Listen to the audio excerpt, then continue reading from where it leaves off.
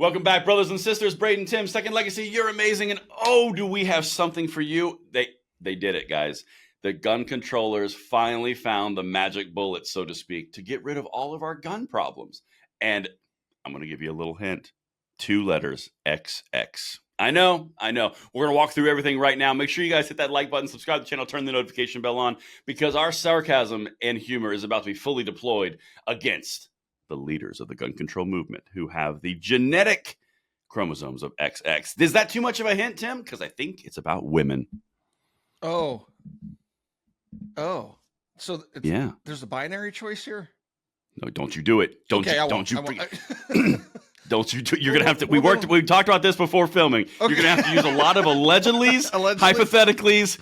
I thought we were up to like 198 different chromosomes. But anyway, okay. No. Okay. Allegedly. There's only 2. Allegedly. Yes. Okay. Mm-hmm. Yeah. Right, anyway, well, let me bring you into this. Please do. Because they found something out, and this is amazing, and I'm so here for it. All right. After mass shootings shook their states, these women governors took action.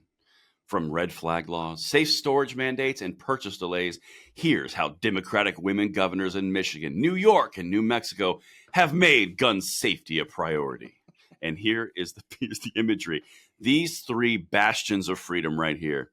If you guys are not familiar with who I'm showing you, we have LaJuan Grisham over here, who is a serial tyrant. Kathy Hochul, also a serial tyrant. And Gretchen Whitmer, who likes to play serial tyrant dressed up as a mom.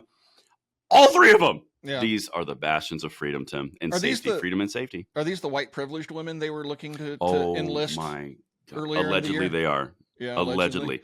I think these were the leaders. They actually distributed the buckets at that Colorado rally. For those of you that don't know, it was a video we did some time back where the gun grabbers were actually saying we need to enlist people with white privilege to help with the gun ban push. I believe the actual verbiage was they need to use their white faces to do something good. I think that was the actual verbiage. Yeah. So there must be these 3. They found the gun squad. At least they're part of it. Yeah. They found it. And you know what? I really am concerned. You bring up a valid point, Tim. I'm concerned about the lack of diversity in the leaders of the gun movement. I know. I really am.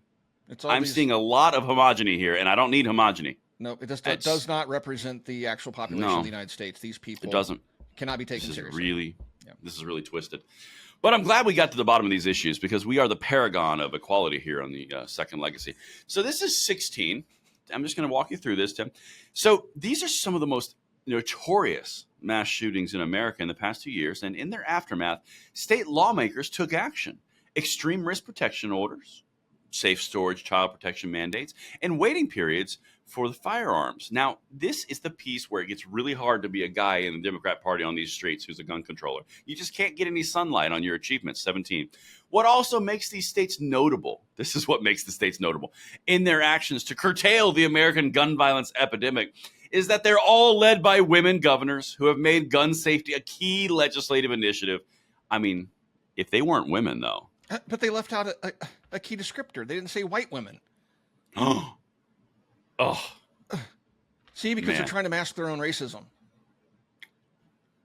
Oh, dude, you are a bloodhound. But I mean, think about it. If all 3 of these women were of color, they would be sure to point that out in the article.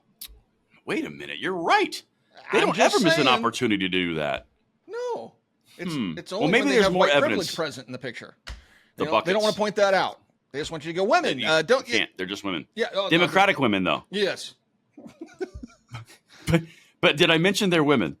I just want to highlight they are women. Okay. All right, which is funny because about a year ago you couldn't make that discernment, but now all of a sudden it's all the rage. I would also just like to point out and say a little bit of a eulogy for the careers of Jared Polis and Governor Pritzker, because they both put forward gun control measures too, and they're getting no love. I mean, what you got to do on these streets to be a Democratic guy and ban ARs and no love put out things like the Pika? Oh, no love and completely get ignored by the population. Yeah, it's like, we passed this gun control law. Turn them in, register yourselves, and everybody's like, no, I don't think so, not today.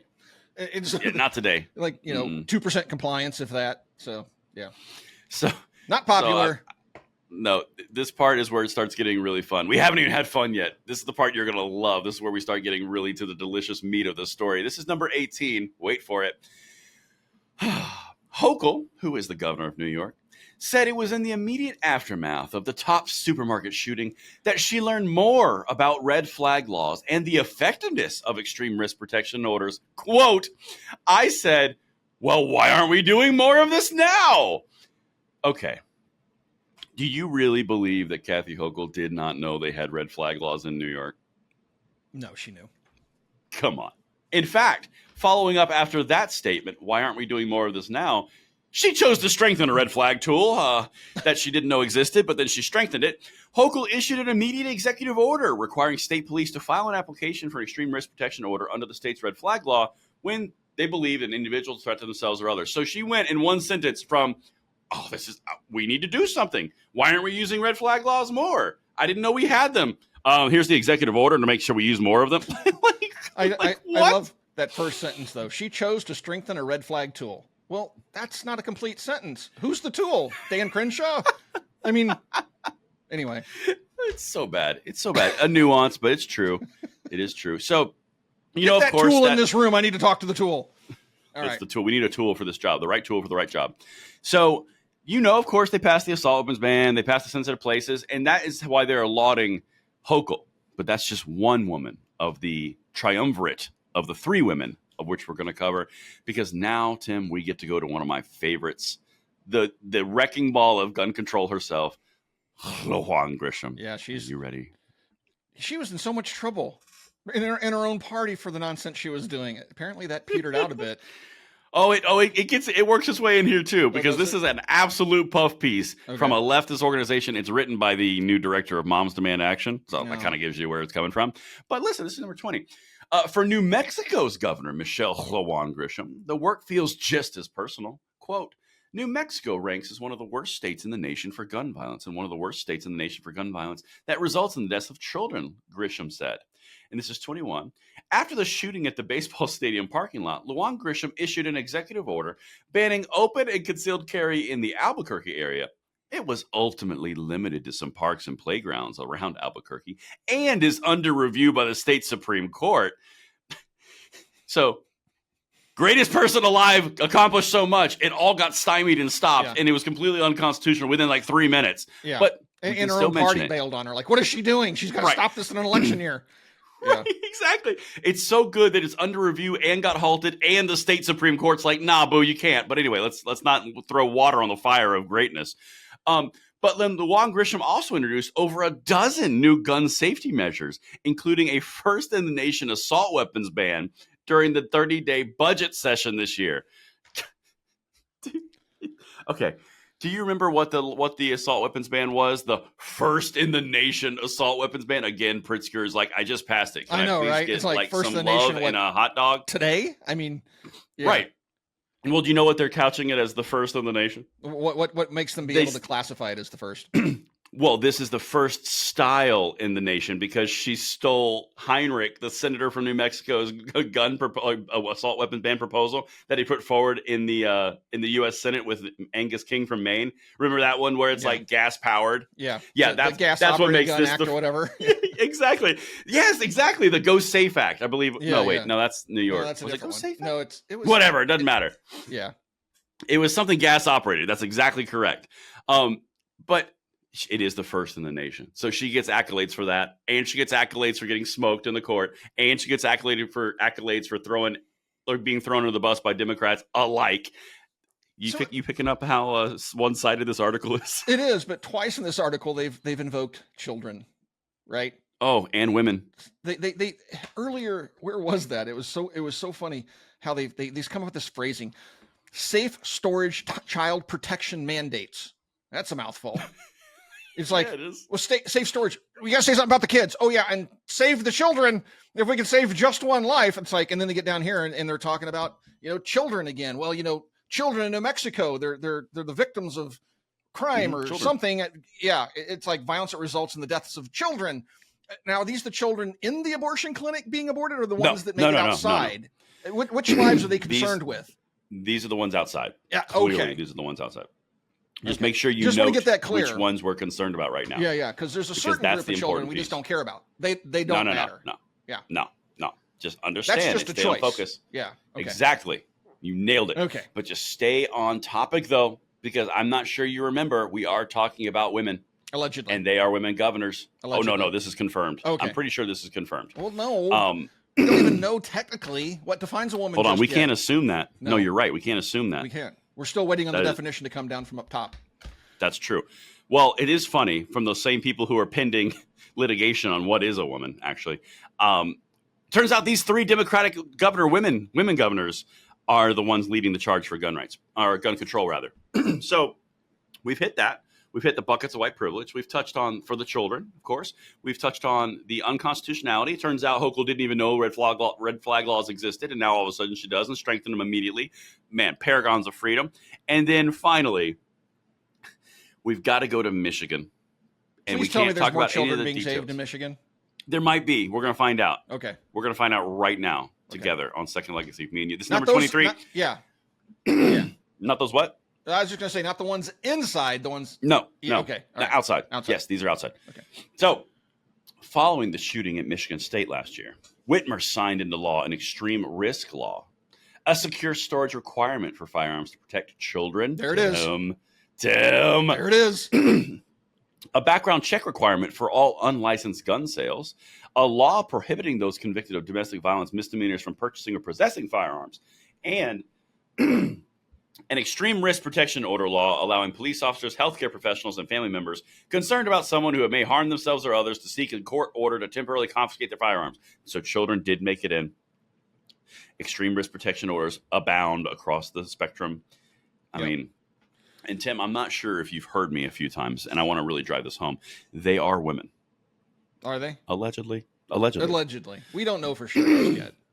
That's true, but they sure are saying it a lot in this article, which I think makes it really important and more impactful. So, but if I may, yes, please. I want to continue. And show you how womany these women governors are. Okay. This is number 24, and how we wrap this article from the leader of Moms Demand Action, who also happens to be a woman. Allegedly. Thank you. Always keeping me honest. It's no surprise at all that when you have the leadership of women, particularly governors, you're going to see that people are really stepping up to govern for the masses, governing for their communities, making sure that folks are safe, and really taking their leadership very seriously, and having the courage to do what it takes to keep communities safe. Oh, so this is a men suck hit piece. Well, oh, you found it! Wow. Finally. Man, I thought I was going to hide it the whole way through. No. Oh. Well, it popped out. Look who said that. It just like out of a like a gremlin. Yeah. Well, Pharrell Zabala, who is the leader of Moms Demand Action, who's also a woman, I would like to add, hand in hand with Shannon Watts. Pharrell Zabala said that this is particularly evident in the way so many of these Democratic women governors have taken swift action in the wake of tragedy in their states. Tim, have we mentioned their Democratic women governors? No, but they probably got to clarify that in this article. I think they should really drive it home. I think it was too subtle. Yeah. There really is. I'm glad you picked that up, too, because these women, after all, are the future of the gun control movement, because it's no surprise that people are actually stepping up and they actually govern and they have some courage and they're actually willing to do something. Could you imagine being a Democratic governor dude and just being like, what in the actual F do I have to do? Right. Well, I mean, you're just on the outs. Now, look, I mean, we don't, of course, men dressed as women are women. So maybe they just need to put on a dress and they'll get some credit in these articles. Wait a minute. Plus, this isn't a very diverse group of women. There's no men in it. You know what? Allegedly. I think I swear to God, you're just gonna be like, what do you want for dinner? I would really like some McDonald's. Allegedly. Like, you're just gonna start saying allegedly whenever. You know what? I'll take it. I like it. I can use that. I can defend that. He said allegedly. Yeah, he was talking about his hat. Allegedly. You don't know. It's just allegedly. You don't know. Hypothetically, yeah. Bring the receipts. You got nothing because I heard him say it. We have got him so buttoned up in a political corner It's amazing work in progress. But yeah, these three women, Tim, Yep. Well, they're I'm very, leading the very way. proud of these very white privileged women doing their part to strip you of your rights. Man. So apparently the this lack of plan that they diversity. had last year is coming to fruition because we talked about, women. All right. Well, anyway, so Oh. allegedly. So thanks for watching Second Legacy, and we'll talk to you guys soon.